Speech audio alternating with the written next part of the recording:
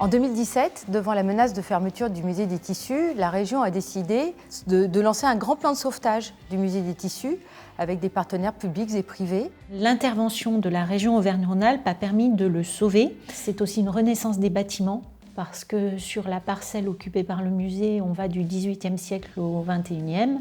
La plupart des bâtiments avaient beaucoup vieilli. La première phase de ce projet de renaissance, c'était de s'occuper de l'hôtel de la Croix-Laval, qui est le seul bâtiment du musée protégé au titre des monuments historiques. Et on le traite ainsi, avec le respect qu'on doit à un monument historique et à un objet précieux. La dernière grande campagne de restauration de l'hôtel date de 1925 et depuis l'installation du musée, tous les 10-15 ans, des travaux sont faits pour améliorer l'hôtel particulier.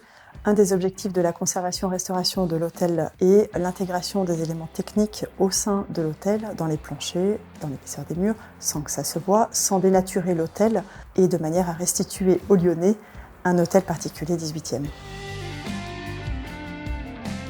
Notre travail, après les études menées au sein d'Archipat, est de transmettre l'ensemble de ces données aux entreprises qui vont œuvrer à la restauration des ouvrages. Elles vont se saisir du dossier, elles vont lire son histoire et nous faire part, elles, de leur retour. Et on va pouvoir travailler ensemble à un travail d'orfèvre, tout en gardant une vue globale, évidemment, du projet de restauration. L'hôtel de la Croix-Laval n'est qu'un élément sur la parcelle qui contient le musée. Alors on a l'hôtel de la Croix-Laval, l'hôtel de Villeroy, qui est un autre hôtel particulier du XVIIIe, mais beaucoup plus modifié. L'hôtel de Villeroy est assez exceptionnel dans sa disposition géographique puisque c'est l'extension du quartier, du nouveau quartier au XVIIIe siècle de la ville de Lyon.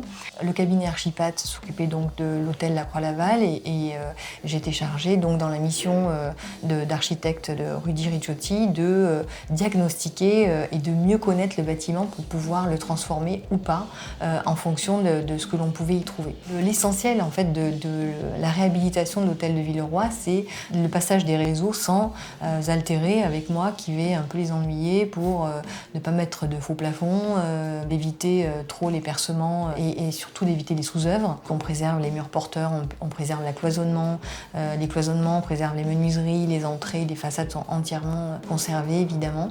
Donc ce nouveau regard sur l'hôtel de Villeroy ne va pas apporter de lourdes modifications mais plutôt un embellissement en quelque sorte. Le but du projet, c'est d'arriver à avoir un seul musée sur tout cet ensemble-là, avec des zones et des bâtiments qui s'organisent plus harmonieusement entre elles que ce n'est le cas à l'heure actuelle. Et les entreprises qui vont intervenir vont faire en sorte évidemment que tout ça soit fait avec des matériaux et des techniques qui soient d'une excellente qualité. Je suis menuisier poseur, je travaille pour l'entreprise Atelier Perrault. On est sur le chantier pour intervenir pour la dépose et la repose de menuiseries extérieures. Nous recyclons toutes les anciennes menuiseries et après qui repartent en traitement. Nous essayons au maximum de recycler tout ce que nous pouvons sur le chantier, donc c'est-à-dire les mousses et les anciennes menuiseries. Nos menuiseries sont en chêne massif. Toutes nos menuiseries sont fabriquées dans nos ateliers à Saint-Laurent-de-la-Plaine.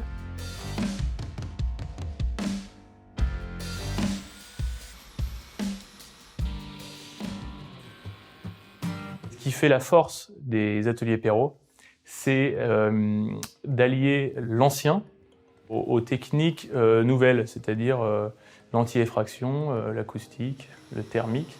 Et quand vous regardez les menuiseries, vous avez l'impression d'avoir des menuiseries qui datent du XVI, XVII, XVIIIe siècle.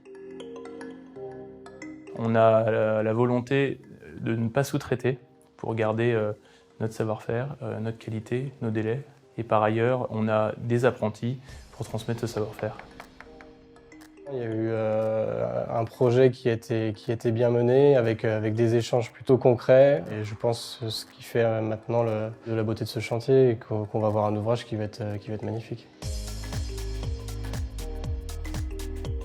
On a retrouvé les anciennes cheminées qui avaient été détruites à une certaine période.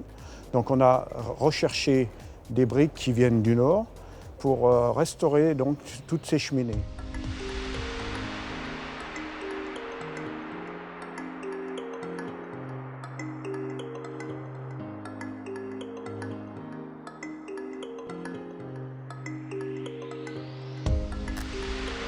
Ensuite, ça consistait à faire les 3 couches d'enduit à la chaux, qui est le gobti, le dégrossissage et la couche de finition que vous voyez actuellement qui est en train de sécher. Les produits qu'on emploie, ce sont des produits naturels, de la chaux. Et il y a toujours une personne à la fin qui vient donner le petit coup final qui est là pour arriver à faire des beaux badigeons.